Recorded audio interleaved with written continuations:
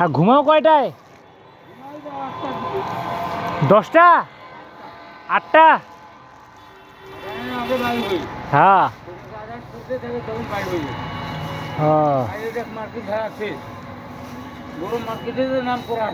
ও, আর এই কি বলে নতুন মার্কেটটা মদিনা টাওয়ার তোমাকে দিবে না?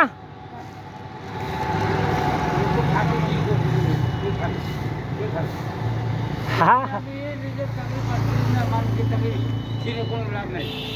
আর ওই কি বলে তুমি সঞ্চয় করবা?